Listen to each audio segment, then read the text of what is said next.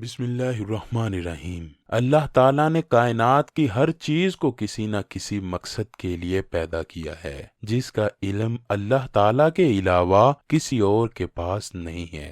اکثر ہمارے گھروں میں چھچھوندر گھس جاتی ہے، جس کو بھگانے یا مارنے کے لیے ہم لاکھ جتن کرتے ہیں، لیکن ہم نے یہ کبھی نہیں سوچا کہ آخر اللہ نے چھچھوندر کو پیدا ہی کیوں کیا ہے۔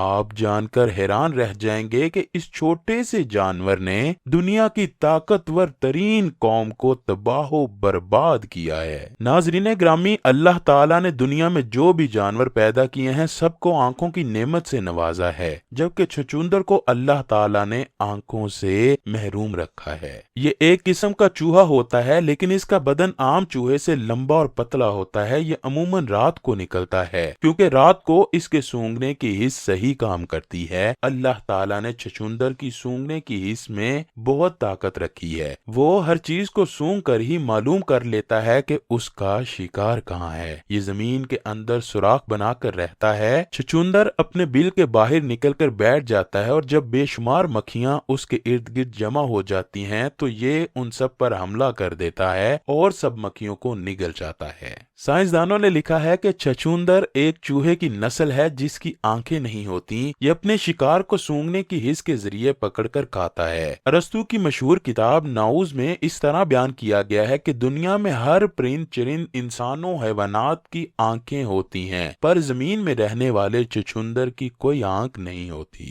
جیسے مچھلی پانی میں رہ کر زندگی بسر کرتی ہے، اس کو اللہ تعالیٰ کھانے پینے کی ہر چیز پانی میں ہی مہیا کرتا ہے۔ اسی طرح چھچھوندر کو اللہ تعالیٰ زمین کے اندر ہی ہر چیز مہیا کر دیتا ہے۔ جس طرح دوسرے حیوانات اپنی آنکھوں سے دیکھ کر زندگی گزارتے ہیں، اسی طرح اللہ تعالیٰ نے چھچھوندر کو سونگنے کی حس سے نوازا ہے۔ اس کے سونگنے کی حس اتنی تیز ہوتی ہے کہ یہ ہر ہلکی سی آہٹ کو بھی محسوس کرتا ہے اور زمین کے اندر اپنے آپ کو غائب کر لیتا ہے۔ اگر ہم اس چھچھوندر کو پکڑنا چاہتے ہیں تو ہم کو چاہیے کہ چند جوئیں اور مکھیاں اس کی بل کے باہر رکھ دیں، جن کو سونگ کر وہ باہر آ جائے گا۔ اس طرح ہم اس کو پکڑ سکتے ہیں۔ ناظرین گرامی، آپ کو یہ بتاتے چلیں کہ چھچھوندر انسان کو کاٹ لیتا ہے، لیکن اس کے دانت اس قدر زہریلے نہیں ہوتے کہ انسان کی موت واقع ہو سکے۔ لیکن برطانوی ڈاکٹرز نے تحقیق کے بعد یہ لکھا ہے کہ چھچھوندر کے کاٹنے سے ایک خاص قسم کا بخار انسان کو ہو جاتا ہے، جو 3 دن کے بعد خود بخود اتر جاتا ہے۔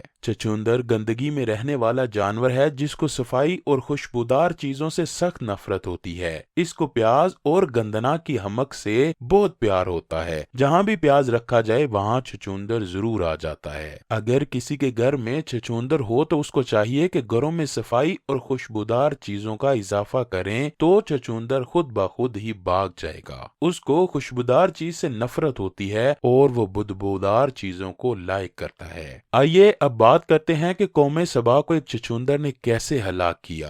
اہل سبا ایسی قوم تھی جس کے ارد گرد باغات موجود تھے۔ اللہ تعالیٰ نے اس قوم کو فرمایا تھا کہ میری عطا کی ہوئی چیزوں کو کھا کر گزارا کرو اور میرا شکر ادا کرو۔ اہل سبا کے علاقوں میں زہریلے جانور اور حشرات جیسے کہ سانپ، بچھو، مچھر، کیڑے مکوڑے نام کی کوئی چیز موجود نہ تھی۔ یہ شہر اپنی خوبصورتی کی وجہ سے مشہور تھا۔ اس علاقے پر اللہ تعالیٰ کا خاص کرم تھا کہ اگر کسی علاقے سے کوئی مہمان جو کسی بیماری یا جوؤں میں مبتلا ہوتا اس علاقے میں تشریف لاتا تو اللہ تعالیٰ کے حکم سے سب بیماریاں ختم ہو جاتی۔ اہل سبا کو اللہ تعالیٰ نے بے شمار قسم کے پھلوں کے باغات سے نوازا تھا۔ ان باغوں میں ہر قسم کے پھل ہوتے تھے۔ اگر کوئی شخص ان باغوں میں داخل ہو جاتا تو وہ وہاں سے خالیات نہیں لوٹتا تھا، بے شمار پھل لے کر آتا۔ ان پھلوں کی خاصیت یہ تھی کہ یہ پھل پک کر خود بخود نیچے گرتے تھے۔ وہ ہر کوئی آنے جانے والا پھلوں کی ٹوکریاں بھر کر لے جاتا تھا۔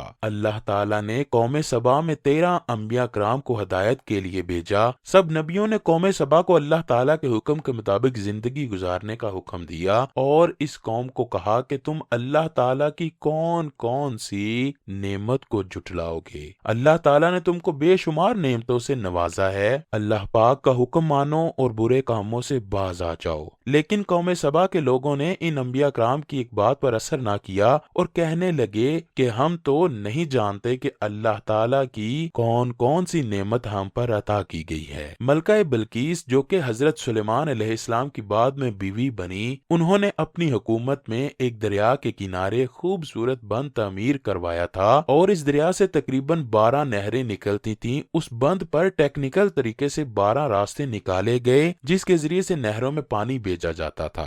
حضرت سلیمان علیہ السلام کی شادی ملکہ بلقیس سے ہونے کے بعد یہ قوم کافی مدت تک حضرت سلیمان علیہ السلام کے حکم کے مطابق چلتی رہی، پھر آہستہ آہستہ یہ اللہ تعالیٰ کے حکم کے انکاری ہوتے گئے اور شیطانی راستے پر چلنے لگے۔ اللہ تعالیٰ کو اس قوم کا یہ عمل پسند نہیں آیا تو اللہ تعالیٰ نے اس قوم کے علاقے کو ویران جنگل میں تبدیل کر دیا۔ قوم سبا کو اپنی غلطی کا احساس تھا کہ اس کے ایک بند کو ایک چچندر تباہ کر دے گی۔ ملکہ بلقیس نے جب اس بند کو تیار کروایا تھا تو ہر پتھر کے ساتھ ایک بلی کو باندھا تھا۔ جب انہوں نے اللہ تعالیٰ کی ناراضگی کو مول لیا تو اللہ تعالیٰ نے اس قوم پر عذاب پیدا کیا۔ اللہ تعالیٰ نے ایک لال رنگ کی چچندر کو پیدا کیا۔ وہ چچندر ایک بلی کے پاس گئی تو بلی اس چچندر کو پکڑنے کے لیے بھاگی۔ جب بلی نے اینٹ سے پاؤں اٹھایا تو وہ بند ٹوٹ گیا۔ جب بند ٹوٹا تو پانی نے قوم سبا کی طرف بربادی شروع کر دی اور اس پانی کی وجہ سے سارا علاقہ تباہ و برباد ہو گیا۔ حضرت ابن عباس رضی اللہ تعالیٰ عنہ فرماتے ہیں کہ اس بند کو ملکہ بلقیس نے تعمیر کروایا تھا۔ اس بند کی تعمیر کرنے کی وجہ یہ تھی کہ اس علاقے کے لوگ پانی کی وجہ سے آپس میں جنگ کیا کرتے تھے، تو ملکہ نے ان لوگوں کی لڑائیوں کو ختم کروانے کے لیے یہ بند تعمیر کروا دیا تھا۔ اس بند کے 3 درجے تھے اور اس سے 12 نہریں نکلتی تھیں۔ ہر نہر کے لیے ایک علیحدہ پانی دینے کے لیے راستہ بنا دیا گیا تھا۔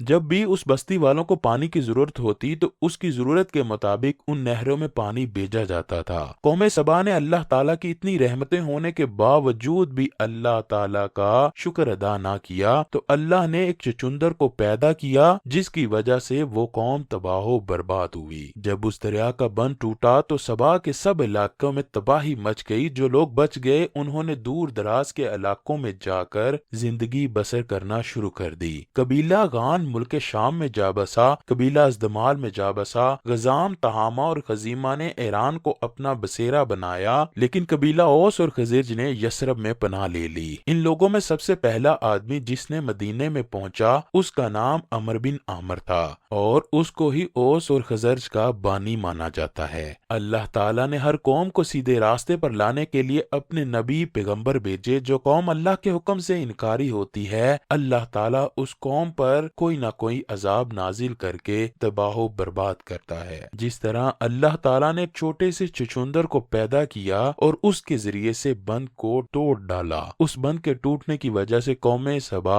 سیلاب سے غرق ہوئی، اسی طرح اللہ تعالیٰ نے اپنی نافرمان قوموں کو کسی نہ کسی طرح سے عذاب سے تباہ و برباد کر دیا تھا۔ ہم کو چاہیے کہ ہم ہر وقت اللہ تعالیٰ کا شکر ادا کریں اور اللہ سے اس کی رحمت کی بھیک مانگتے رہیں۔ اے اللہ پاک ہمارے گناہوں کو معاف فرما دے، ہمیں نیک عمل کرنے کی توفیق عطا فرما اور ہمیں نبی رحمت حضرت محمد صلی اللہ علیہ وآلہ وسلم سے بے پناہ محبت عطا فرما دے۔